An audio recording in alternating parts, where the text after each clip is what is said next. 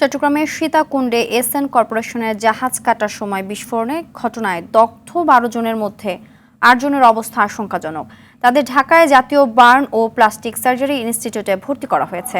গুরুতর দগ্ধরা হলেন বরকতুল্লাহ, আনোয়ার হোসেন, জাহাঙ্গীর হাবিব, আলামিন, আবুল কাশেম, খায়রুল ও আহমেদুল্লাহ। নিরাপত্তা সরঞ্জাম ছাড়া কাজ করায় এই দুর্ঘটনা বলে অভিযোগ শিপইয়ার্ডের শ্রমিকদের। শিল্প মন্ত্রণালয়ের অতিরিক্ত সচিব ডক্টর শাহ মোহাম্মদ হিলাল উদ্দিনকে প্রধান করে ৬ সদস্যের তদন্ত কমিটি গঠন করা হয়েছে। এর আগে শনিবার সোনাইছড়িতে শিপইয়ার্ডে এ দুর্ঘটনা ঘটে।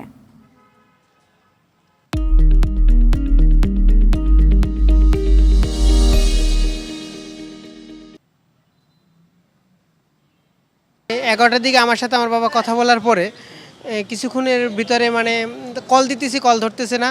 ১৪ জন ছিল, ওরা ১৪ জন ছিল। ১৪ জনের ভিতরে ৭ জনের অবস্থা গুরুতর ছিল। কাটিং করার সময় বাস্ট হয়ে গেছে, তারা ছিল ইঞ্জিন রুমের ভিতরে, তো তখন এইভাবে তুলে নিয়ে এসে আর কি।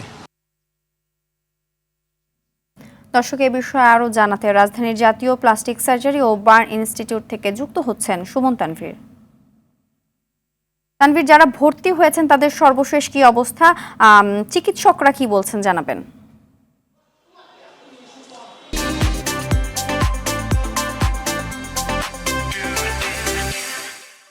সিনথি, আসলে একটু প্রথম দুঃখের খবর দিয়েই বলি যে সংবাদটা আপনি দিচ্ছিলেন এবং কালকে আসলে সীতাকুণ্ডে এই বিস্ফোরণের পর ১২ জনের থেকে আপনারা জানি যে ৮ জনের অবস্থা গুরুতর বিবেচনায় কিন্তু কালকে চট্টগ্রাম থেকে রাতে এই Sheikh Hasina burn and plastic surgery ইনস্টিটিউটের এই জরুরি বিভাগে নিয়ে আসা হয় এবং সকালে এসে আমরা যেটা জানতে পারলাম যে ভোরে কিন্তু এই ৮ জনের একজন কিন্তু আসলে মারা গিয়েছেন, আর যে ৭ জন এখন পর্যন্ত ভর্তি আছেন তাদের ৫ জন কিন্তু এখন স্টিল নাও তারা কিন্তু আইসিইউতে আছেন। সো আপনি বুঝতেই পারছেন যে আসলে সবার এমনিতেই আসলে অগ্নিদগ্ধ যারা থাকেন এর যে কোনো ঘটনারই হোক বেশিরভাগেরই ১০% পুড়ে গেলে, অর্থাৎ শ্বাসনালী যেহেতু বেশিরভাগের পুড়ে যায় কিংবা আঘাত হয়, তো সেই জায়গা থেকে কিন্তু আসলে ডাক্তাররা বলেন যে সবার অবস্থাই আশঙ্কাজনক। কিন্তু এখানে যারা আসলে আছেন, আমি যদি আপনাকে বলি যে ৭ জন ভর্তি আছেন, তার ভিতরে কিন্তু একজন, আমি যদি খায়রুল ইসলাম যার কিন্তু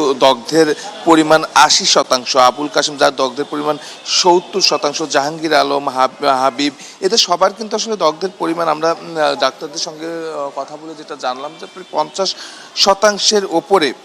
এবং আমি বলছিলাম যে এই যে খায়রুল, আবুল কাশেম, এরা যারা আছেন, অর্থাৎ যাদের ৭০ থেকে ৮০% আসলে দগ্ধ হয়েছে, তারা কিন্তু আসলে আমি বলছিলাম যে এর আগে আমরা যত ঘটনা এরকম যারা দগ্ধ হন ডাক্তারদের সাথে যখন কথা বলি, তারা কিন্তু সবাই বলেন যে আসলে ১০% যখন একটি মানুষের দগ্ধ হয় এবং শরীরের আসলে শ্বাসনালীতে আঘাত হয়, তারপরে কিন্তু আসলে তাকে তারা আশঙ্কাজনক হিসাবেই কিন্তু তারা উল্লেখ করেন এবং সেই হিসেবেই তার ট্রিটমেন্ট চলে। তো এখানে যে ৭ জন ভর্তি আছেন তার ৩ জনের বেশি কিন্তু আসলে শরীরের দগ্ধের পরিমাণ প্রায় ৭০% এবং ৭০%-এর বেশি আছে ২ জন। সেই জায়গা থেকে কিন্তু বলাই যায় যে কারো অবস্থায়, শুধু আমরা না, এটা চিকিৎসকরাও বলছেন যে